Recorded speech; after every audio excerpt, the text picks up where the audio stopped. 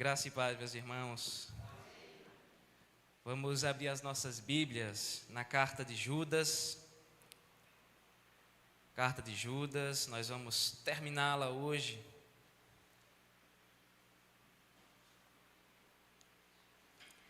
Vamos finalizá-la depois de uma boa caminhada sobre ela. O próximo livro do Novo Testamento já foi escolhido. Eu não vou contar aos irmãos para que os irmãos fiquem na curiosidade, mas nós já escolhemos diante de Deus a próxima exposição do Novo Testamento. No próximo domingo nós vamos finalizar a exposição de Malaquias, será o último, querendo Deus, será o último sermão ali em Malaquias, e aí estaremos iniciando uma nova série, tanto no Antigo Testamento quanto no Novo Testamento. Abra sua Bíblia, Judas, versículos 24 e 25, eu estarei lendo e os irmãos acompanham comigo em suas Bíblias. Judas, versículos 24 e 25, todos encontraram? Amém? Diz assim a palavra de Deus, irmãos: Ora, aquele que é poderoso para vos guardar de tropeços e para vos apresentar com exultação, imaculados diante da sua glória, ao único Deus, nosso Salvador, mediante Jesus Cristo, Senhor nosso, glória, majestade, império e soberania, antes de todas as eras, e agora, e por todos os séculos.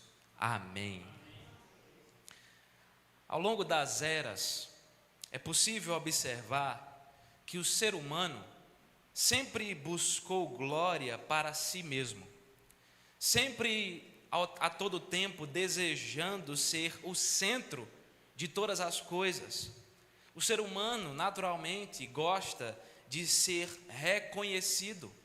O ser humano naturalmente gosta de ser elogiado, ser exaltado, ser colocado talvez em um pedestal de admiração. E esse mal acaba até mesmo contaminando a fé cristã, porque como crentes, muitas vezes, nós somos tentados a buscar a nossa própria glória. Como crentes, muitas vezes nós somos tentados a adorar os homens, adorar as coisas do mundo, ao invés de adorarmos a Deus e somente a Deus. No século XVI, a Reforma Protestante surgiu apresentando uma expressão muito importante, quando os reformadores diziam soli Deo gloria. Essa é uma expressão em latim que significa somente a Deus seja a glória. Somente a Deus seja a glória. Esse foi então um dos grandes brados dos reformadores, onde eles afirmavam que todos os aspectos da vida, todos os aspectos da salvação, todos os aspectos da existência devem render toda honra, toda glória e toda adoração ao Deus Todo-Poderoso. Era isso que os reformadores gritavam em uma época em que até mesmo a igreja parecia buscar mais glória para si mesma do que ao próprio Deus. Os reformadores diziam, somente a Deus seja a glória. E o texto que nós lemos, meus irmãos, nos fala algo semelhante a isso. Aqui nós chegamos ao final da carta de Judas, uma carta tão breve que você consegue ler numa tacada só, uma carta tão breve, tão pequena, mas que carrega consigo uma beleza gigantesca, uma gigantesca beleza doutrinária, espiritual, uma gigantesca beleza prática. E a principal intenção de Judas, como nós já comentamos ao decorrer desses sermões, a principal intenção dele ao escrever essa carta é combater os falsos mestres que estavam ameaçando várias igrejas da sua época.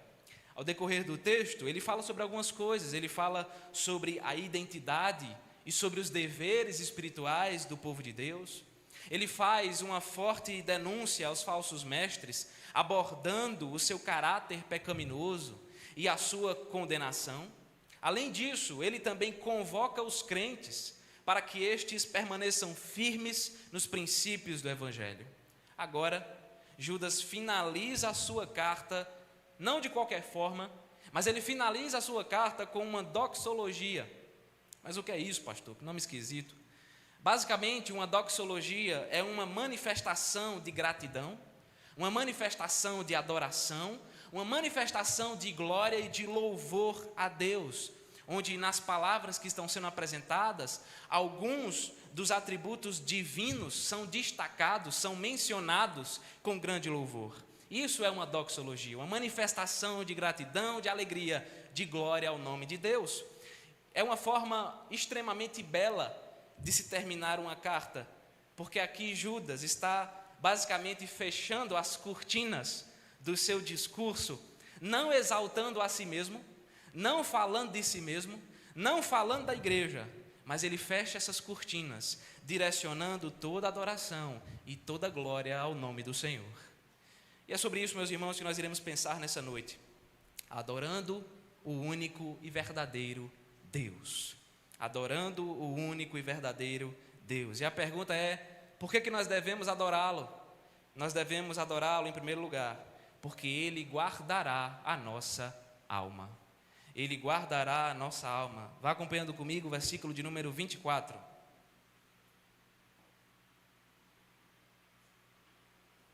Judas inicia a sua fala enfatizando um dos atributos mais conhecidos de Deus. Biblicamente, nós temos evidências de que Deus, por exemplo, é eterno.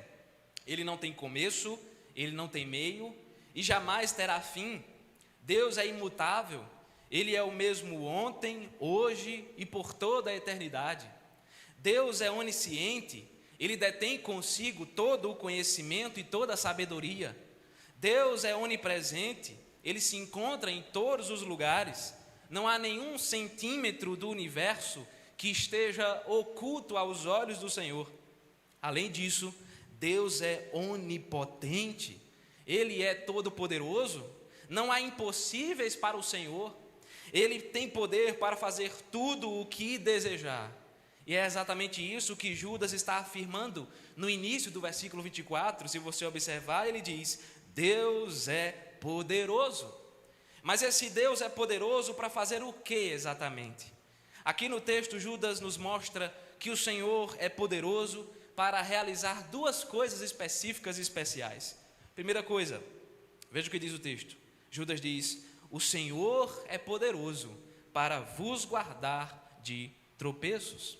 A palavra tropeço é usada figurativamente em toda a Bíblia para se referir a uma queda, não uma queda literal de alguém que está dando a cara no chão, mas uma queda, por exemplo, doutrinária, uma queda moral, ou então uma queda espiritual do povo de Deus.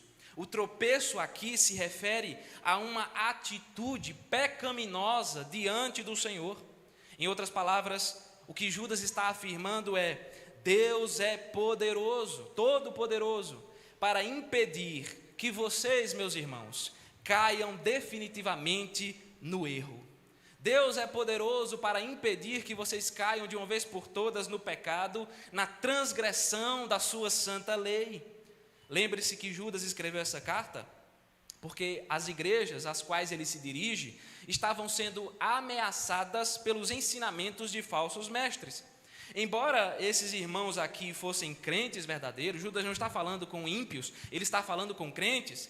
Embora isso seja verdade, ainda assim existia o perigo de eles serem enganados pelos falsos mestres, dando ouvidos às heresias, às mentiras, às enganações que estavam sendo propagadas entre o povo de Deus. Sendo assim, se esses irmãos se deixassem levar pelo vento de falsas doutrinas, eles cairiam no erro, eles tropeçariam no pecado, eles estariam se distanciando dos caminhos do Evangelho, que sempre foram ensinados por Cristo e por seus apóstolos, e por seus presbíteros e por seus pastores. Isso traz à tona, meus irmãos, uma verdade fundamental da palavra de Deus. A vida cristã, ela é uma grande caminhada, mas ela não é uma grande caminhada à beira da praia, onde você toma água de coco e vive sempre tranquilo ali, sem nenhum problema. A vida cristã é uma grande caminhada, e durante esse tempo, diversos perigos, diversas ameaças acabam surgindo ao longo desse caminho, ao longo desse trajeto. Não há como nós fazermos uma viagem segura a viagem da vida cristã se nós fazemos isso confiando em nossas próprias forças. Justamente porque o nosso coração é enganoso, como diz o profeta Jeremias. Em nós ainda existe uma natureza caída. Embora sejamos crentes, embora o Senhor tenha nos resgatado, nós ainda temos uma natureza caída, pecaminosa. Natureza essa que nos leva a caminhos tortuosos, que nos leva à desobediência diante do Senhor. Dessa forma, não há como completarmos esse trajeto sozinhos, não há como nós vencermos as batalhas espirituais da vida cristã se nós estamos sozinhos. Sendo assim, o cristão só consegue finalizar a sua peregrinação aqui nesse mundo, porque o próprio Deus é quem o segura pela mão e o conduz debaixo da sua santa proteção. O apóstolo Paulo foi aquele que, ao final da sua vida, declarou: combati o bom combate, completei a carreira, guardei a fé. Só que Paulo conseguiu completar a carreira não porque ele era muito forte. Paulo conseguiu combater o bom combate, terminar a carreira cristã, guardar a fé, não porque ele era um super apóstolo, um super crente, mas ele terminou a carreira porque o próprio Deus estava com ele em todos os momentos. Os cristãos, embora sejam servos de Jesus, embora pertençam ao Senhor, os cristãos ainda são pecadores. Nós ainda somos pecadores. Pecadores fracos, imperfeitos, limitados, que nada podem fazer para segurar a sua própria alma em santidade diante do Senhor. Se a salvação, meus queridos irmãos, dependesse de nós, se a nossa vida cristã dependesse em primeira instância das nossas forças, da nossa capacidade, certamente nós perderíamos essa salvação. Se ela dependesse das nossas forças, certamente nós ficaríamos pelo caminho e jamais um crente poderia chegar ao final da sua vida como Paulo chegou para dizer: eu combati o bom combate, eu completei a carreira, eu guardei a fé. Mas a verdade que a Bíblia nos apresenta é que essa salvação, ela não depende de nós. É isso que Judas está afirmando. Ele está dizendo: Deus guarda o seu povo. Deus é poderoso, Deus é gracioso e misericordioso, e Ele guarda o seu povo com as suas próprias mãos, para que esse povo não seja consumido pelo pecado.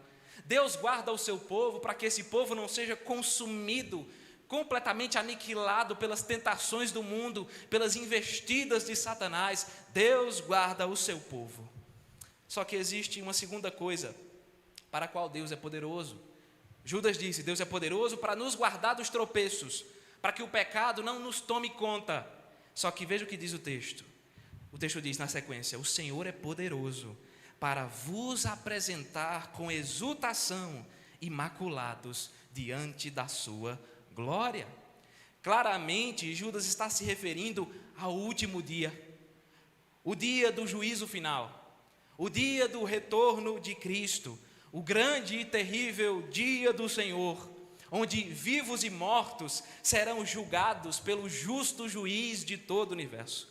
Diz a palavra que nesse dia o diabo, os seus anjos e todos os incrédulos serão jogados no fogo do inferno.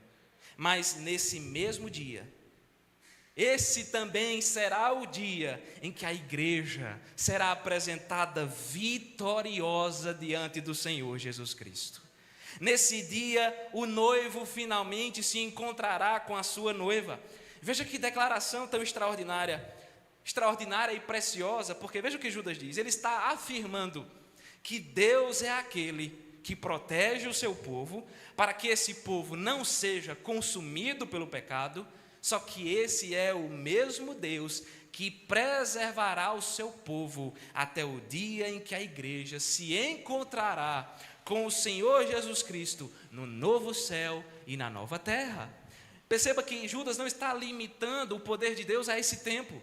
Ele não está dizendo apenas: olha, enquanto nós estivermos aqui, Deus está nos guardando, depois aí a gente não sabe. Não, ele está dizendo: olha, enquanto estamos aqui, Ele está conosco, Ele nos protege, Ele nos livra do mal, mas não é só para agora, é para toda a eternidade, porque Ele nos levará para a sua presença. No capítulo 5 da carta aos Efésios, o apóstolo Paulo afirma que Cristo amou a igreja, Cristo se entregou por ela, Cristo se sacrificou por ela, mas para quê? Qual foi a motivação? E Paulo diz: para que essa igreja fosse santificada, purificada, sendo apresentada ao Senhor como igreja gloriosa, sem mácula, sem ruga, sem mancha, uma igreja santa e sem defeito que pertence a Cristo Jesus. De certa forma, isso aponta para o modus operandi das três pessoas da Trindade na obra da salvação. O Pai foi aquele que na eternidade planejou a salvação, elegendo e escolhendo a dedo aqueles que seriam salvos pelo poder da sua graça. O Filho foi aquele que na plenitude dos tempos se fez carne, veio a esse mundo, habitou entre nós para obedecer perfeitamente à lei em nosso lugar e para morrer em nosso lugar na cruz do Calvário, trazendo perdão, trazendo justificação para os eleitos, para todo aquele que crê no seu nome. E o Espírito Santo, após a assunção de Cristo aos céus, foi derramado sobre todos aqueles que têm fé no nome de Cristo, mas não para qualquer coisa. Ele foi derramado para encorajar esses servos, para consolá-los, para santificá-los, para fortalecê-los, até que todos os servos do Senhor estejam com Ele, habitando com Ele por toda a eternidade. Como afirmou o profeta Jonas no 2º capítulo do seu livro: ao Senhor pertence a salvação. Somente Deus preserva o seu povo, não por algum tempo determinado, mas até o fim. Deus guarda o seu povo como a menina dos seus olhos. A salvação do crente é certa, é garantida, não por mérito nosso, mas pelos méritos de Cristo. Como afirma o texto, a igreja será apresentada a Jesus com exultação, com grande alegria, com grande júbilo, santa, imaculada, sem pecado, como povo de propriedade exclusiva de Deus. Irmãos, em quem nós confiamos? Em quem nós confiamos enquanto trilhamos o caminho da fé? Em quem nós confiamos, em quem nós depositamos as nossas esperanças, enquanto vivemos a caminhada cristã que o Senhor colocou diante de nós? Em quem nós confiamos? Em nós? No que nós sabemos fazer? Nos nossos talentos, nas nossas forças? Claro que não. Nós somos pecadores, nós somos pequenos, nós somos fracos, nós somos imperfeitos. O nosso coração tem uma inclinação natural para o mal, para fazer aquilo que é desagradável a Deus. Nós naturalmente tropeçamos e nos distanciamos dos caminhos do Senhor. Com facilidade, meus irmãos, com muita facilidade. Nós nos rebelamos contra Deus e contra a sua palavra, nós fugimos do Senhor. É por isso que a nossa confiança não é colocada nos homens, a nossa confiança e a nossa esperança não é colocada nos líderes da igreja. A nossa confiança deve estar posta exclusivamente no nome de Cristo Jesus. Cristo, que é o Cordeiro de Deus, como afirmou João Batista, o Cordeiro de Deus que tira o pecado do mundo. A nossa salvação, ela não é obra nossa, a nossa salvação não é obra dos homens, mas ela foi planejada pelo Pai, ela foi executada pelo Filho, ela foi aplicada pelo Santo Espírito. É pelo poder de Deus, meus irmãos, e somente por esse poder que nós não somos consumidos pela iniquidade do nosso coração. É o poder de Deus e somente esse poder que nos livra da perdição. Aquele que começou a boa obra em nós, certamente a terminará. Aquele que nos chamou mediante o Evangelho, certamente nos levará para a glória da eternidade. Louvado, engrandecido seja o nosso Deus, porque Ele nos salvou, porque Ele nos redimiu, porque Ele nos segura pela mão. Louvado seja Deus, porque nele nós somos mais que felizes, nele nós somos mais que vencedores. Ele é quem nos fortalece, Ele é quem nos santifica, Ele é quem nos conduz durante essa vida pelo Evangelho, que, como diz Paulo, é o poder de Deus para a salvação de todo aquele que crê. Meus irmãos, a nossa salvação está garantida, a nossa paz está garantida, não por nós, não pelos homens, mas pelo autor e consumador da nossa fé.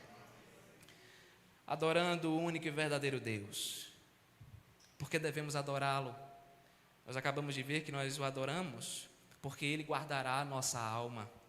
E em segundo lugar, nós o adoramos porque Ele é eternamente digno. Ele é eternamente digno. Versículo 25, veja comigo.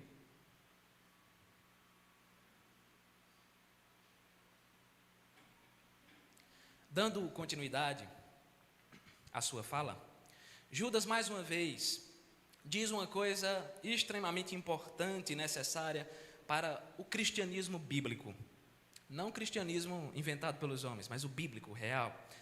Presta atenção à primeira coisa que é dita no versículo 25. Ele diz: ao único Deus. Isso aqui não é Judas quem está inventando. O capítulo 6 de Deuteronômio, por exemplo, afirma o seguinte: ouve Israel, o Senhor, nosso Deus, é o único Senhor. Ou seja, esse Deus, além de ser todo-poderoso, como Judas já afirmou, Ele também é o único Deus. Do início ao fim, a Bíblia deixa bem claro que não existem vários deuses, mas existe apenas um único e verdadeiro Deus, aquele que é o soberano Criador e sustentador de todas as coisas. Todos os demais deuses, existem muitos, né? Todos os demais deuses são invenções humanas. Eles não existem de verdade. O Salmo 96 afirma: todos os deuses dos povos não passam de ídolos. O Senhor, porém, fez os céus. Semelhantemente, o Salmo 115 afirma: os ídolos das nações são prata e ouro. São de prata e de ouro. Eles são obras das mãos de homens. Têm boca e não falam. Têm olhos e não veem. Têm ouvidos e não ouvem. Têm nariz e não cheiram. Suas mãos não apalpam. Seus pés não andam. Som nenhum lhe sai da garganta. Erra quem pensa que existem várias divindades espalhadas pelo cosmos. Erra quem pensa que existem várias entidades que existem por aí, rodando o mundo. Erra quem pensa que todos os caminhos levam até Deus. Erra quem pensa que todas as religiões do mundo podem conceder salvação. Você já ouviu esse discurso? Olha, não importa a sua religião, porque de qualquer forma ela vai te levar até Deus. Não importa em qual Deus você acredita, porque de qualquer forma você terá paz e salvação para a sua alma. Tudo isso é mentira.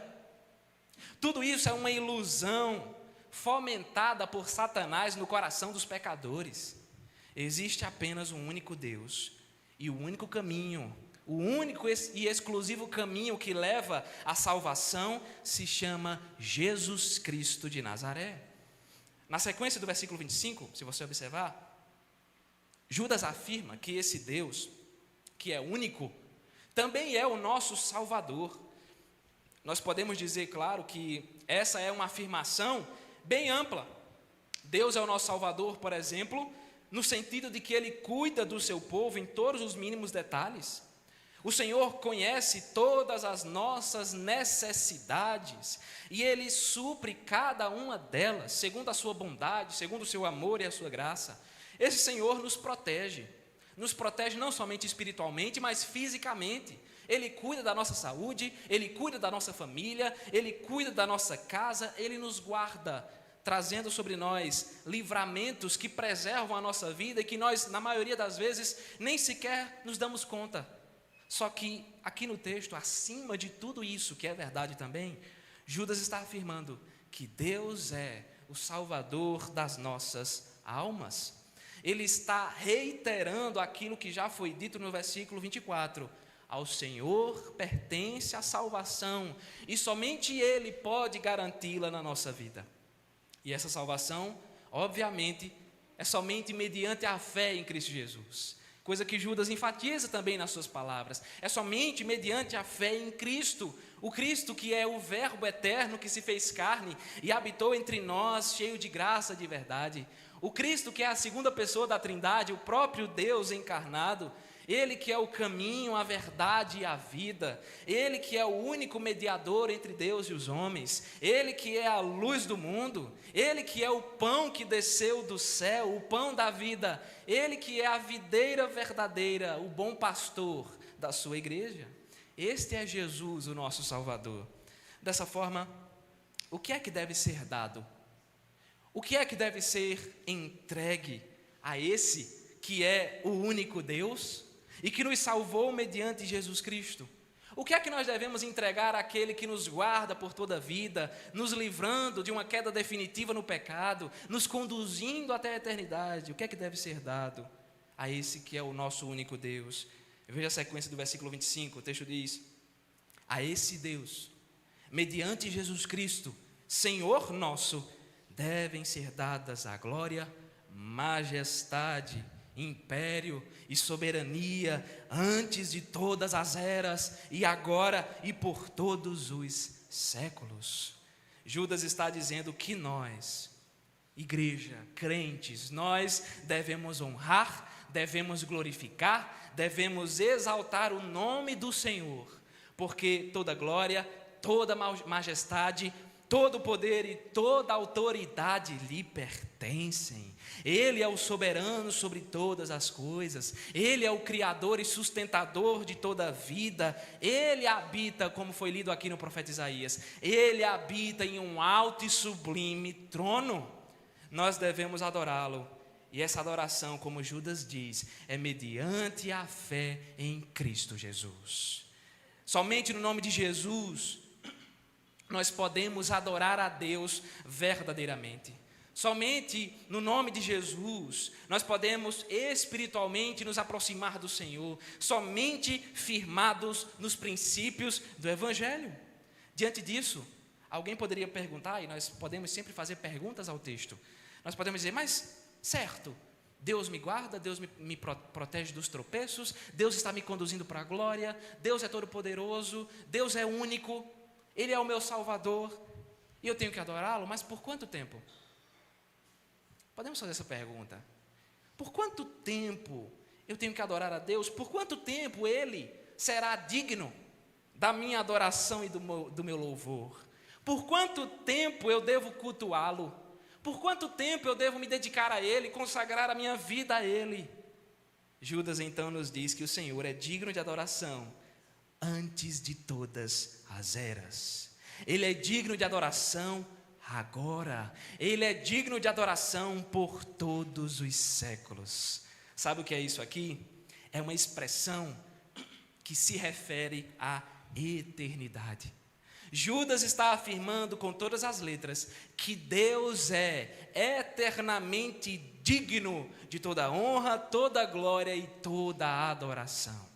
Antes de todas as eras, o que é isso? Se refere à eternidade que está atrás de nós. Antes de todas as eras, antes que tudo viesse a existir, agora se refere a esse tempo presente.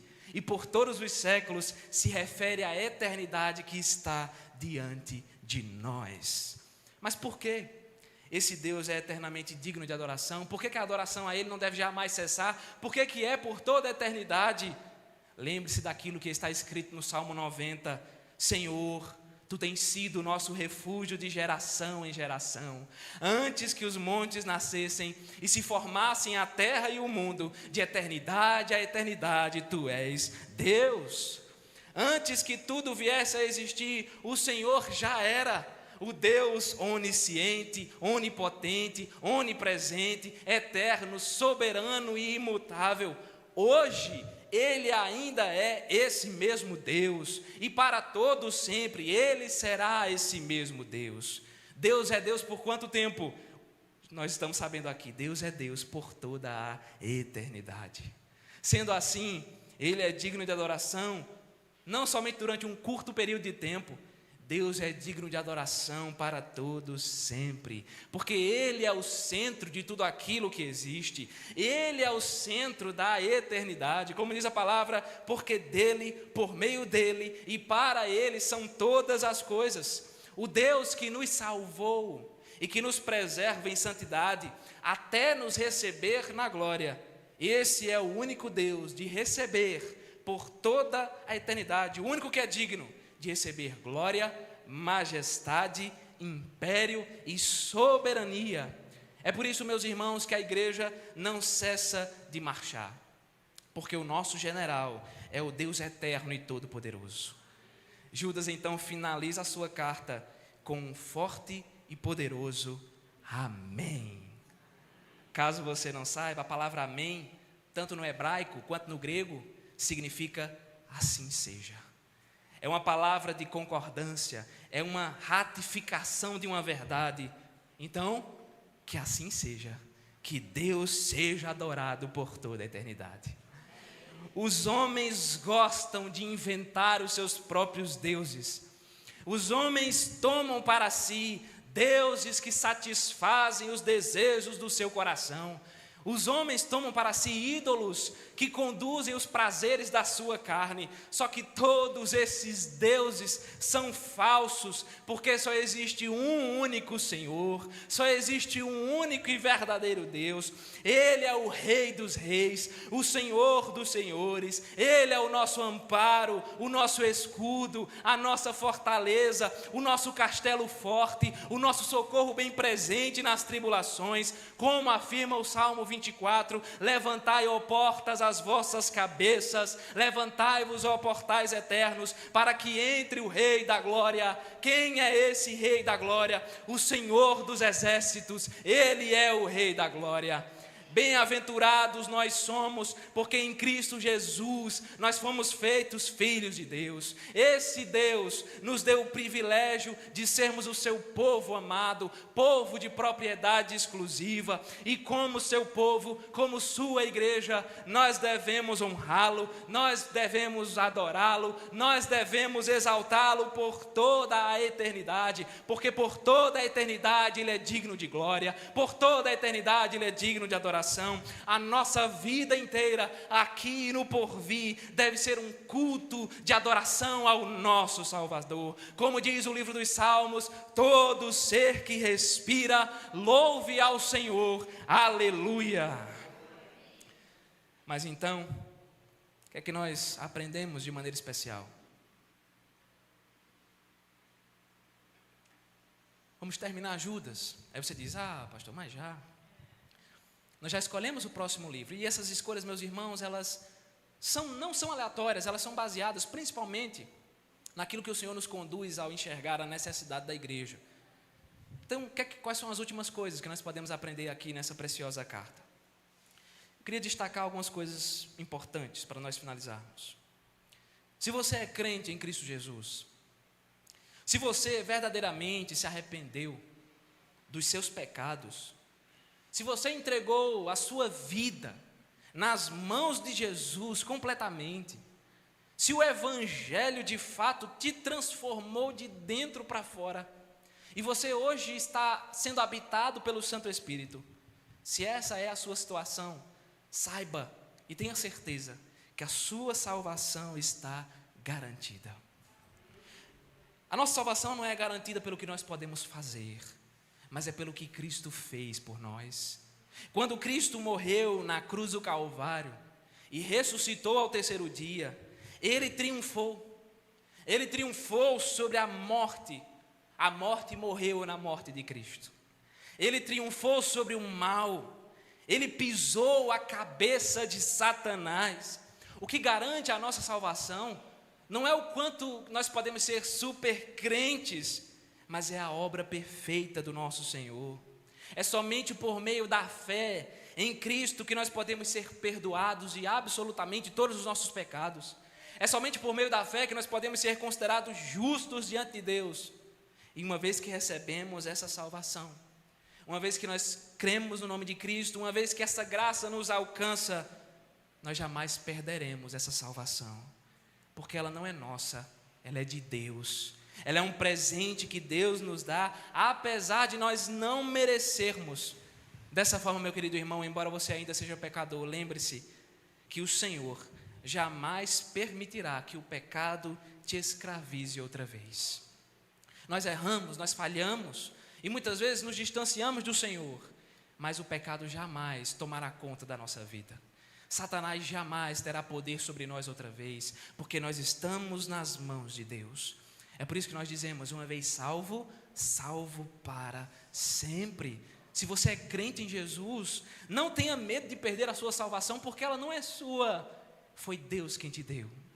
E é Ele quem assegura essa salvação. É por meio da fé em Cristo, no poder do Espírito Santo que habita dentro de nós, que nós seremos conduzidos, meus irmãos, ao novo céu e à nova terra. Os nossos olhos devem estar postos na eternidade. Nós temos que parar de viver a nossa vida correndo atrás dos tesouros desse mundo, dos prazeres desse mundo, porque nós não pertencemos a Ele, nós pertencemos ao Senhor. E um dia, meus irmãos, nós habitaremos com Ele para todo sempre. Quem dera fosse hoje. Ah, pastor, mas eu tenho tanta coisa para fazer na minha vida. Não importa, meu irmão. Será que o que você tem para fazer é mais importante do que estar com o Senhor? Quem dera fosse hoje. Quem dera fosse agora. O momento em que o nosso Senhor olharia para nós e diria: vinde, benditos do meu Pai, há lugar para vocês. Irmãos, sim, é muito bom viver. Nós temos que viver, nós temos que aproveitar a vida de maneira santa e agradável a Deus. Essa vida é boa aos olhos do Senhor, mas muito melhor será a vida eterna ao seu lado. Por que nós queremos tanto gastar a nossa vida com as coisas desse mundo? Ele vai passar, mas a nossa salvação permanece para sempre. Um dia nós habitaremos um corpo glorificado, que não está mais sujeito às fraquezas, um corpo sem pecado, sem mancha alguma, imaculado.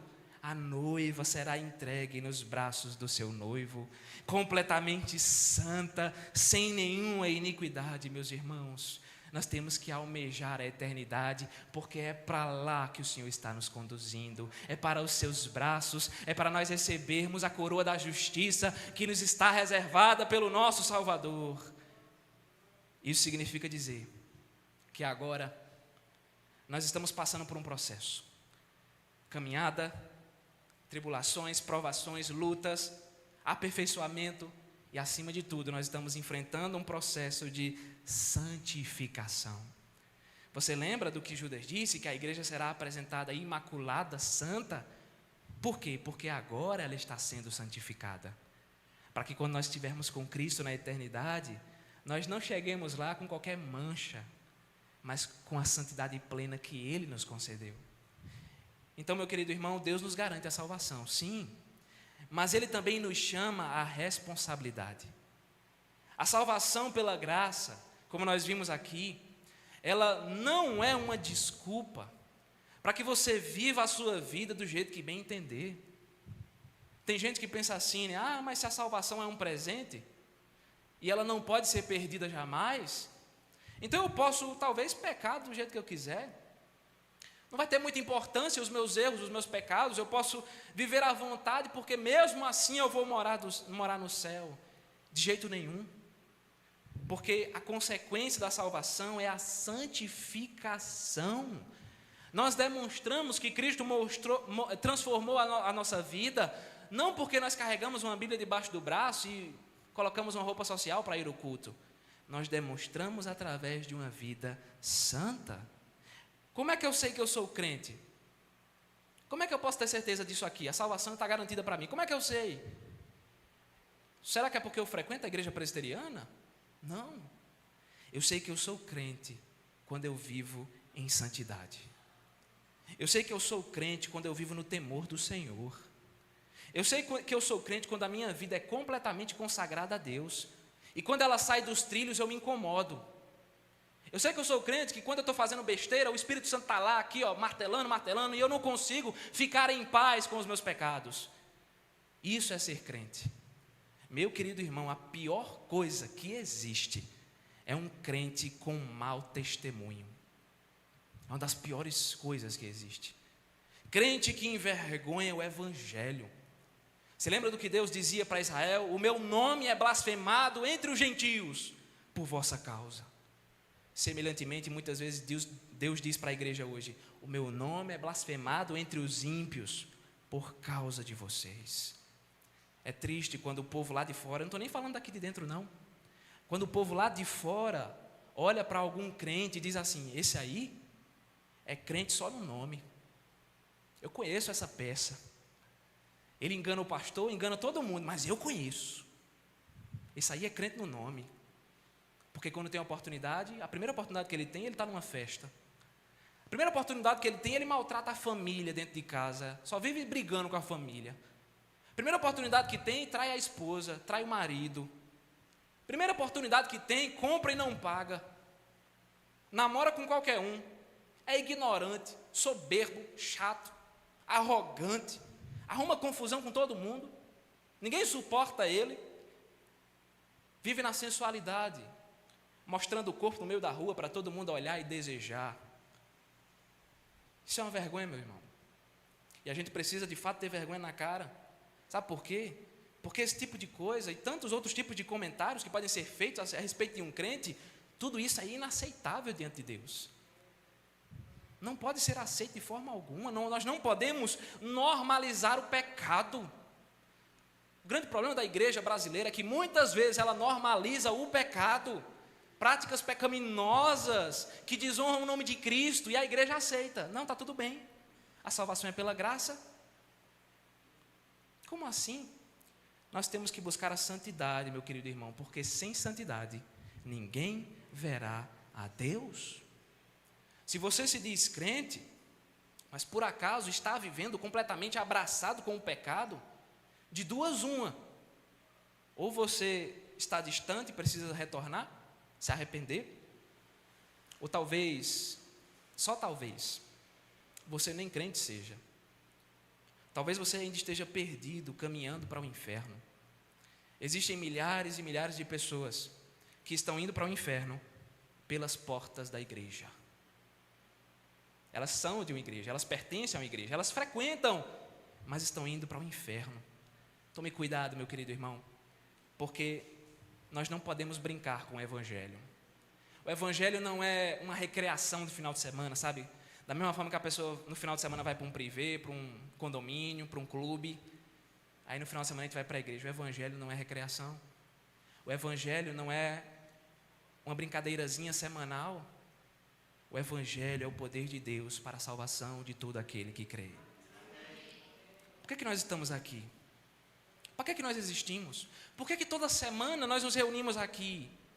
Nós existimos, nós vivemos para glorificar a Deus e ter alegria nele para sempre.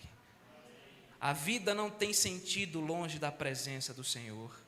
Nós somos chamados pelo evangelho a adorá-lo. E como não adorar? Como não adorar aquele que é a fonte de toda a vida? Como não adorar aquele que é o autor e consumador da nossa fé? Aquele que é o criador e sustentador de todo o universo? A nossa vida por inteiro deve existir no altar de Deus, onde nós o glorificamos o tempo todo. E por fim, lembre-se de uma coisa muito importante: a nossa confiança não se encontra nos homens, a nossa confiança não se encontra nos políticos, a nossa confiança não se encontra no candidato A, no candidato B, no candidato C, não se encontra. Como tem muito crente que idolatra político. Já viu crente idolatrando político? Já. O bezerro de ouro dele é o candidato, o meu candidato, só ele presta, ele é a solução para a minha vida, eu amo ele. Crente que mata e morre por político, defende com unhas e dentes, mas para Jesus não tem a mesma disposição. Por quê? Porque falta essa visão de que somente a Deus deve ser dada a glória. Quando chega a eleição, e esse ano tem, que Deus tenha misericórdia de nós, da igreja. Quando chega a eleição, muitos crentes pecam. Sabe por quê? Porque eles colocam as suas esperanças nos homens. Se o candidato dele perde, acabou o mundo. Meu Deus, e agora? O que será de mim? A confiança dele está nos homens. Muitos crentes pecam em período de eleição, porque eles deixam de se render a Deus para se render aos homens. Eles deixam de confiar somente em Deus para confiar nos homens. Eles deixam de crer que o Senhor é a solução para todas as coisas, para achar que fulano, ciclano, beltrano são a solução. Maldito é o homem que confia nos homens. A nossa esperança, meus irmãos, é Jesus. Por que nós gastamos tanto tempo com o governo dessa terra, se esse mundo não nos pertence? Se o reino de Cristo não é desse mundo, o reino dele é celestial, e a nossa adoração deve ser dada somente a Ele. Adore a Deus, meu irmão. Adore a Deus dentro da sua casa, sendo um ótimo pai de família, uma ótima mãe de família, um ótimo filho, um ótimo irmão. Adore a Deus dentro da sua casa. Adore a Deus orando e meditando na palavra todos os dias dentro da sua casa. Adore a Deus vindo à igreja toda semana para cultuar ao lado dos seus irmãos. Adore a Deus servindo a igreja, cooperando com a obra do Evangelho. Adore a Deus sendo santo, dentro de casa, no trabalho, na faculdade, no meio da rua. Honre o nome de Cristo onde você estiver. Dê um bom testemunho com a sua vida, para que as pessoas lá de fora possam olhar para nós e possam dizer: eles são um povo diferente. Eles têm alguma coisa diferente. Sabe qual é isso? É a presença de Cristo em nosso meio. Assim como os reformadores do século XVI, nós devemos bradar, dizendo: somente a Deus sejam dadas toda glória, toda honra e toda adoração.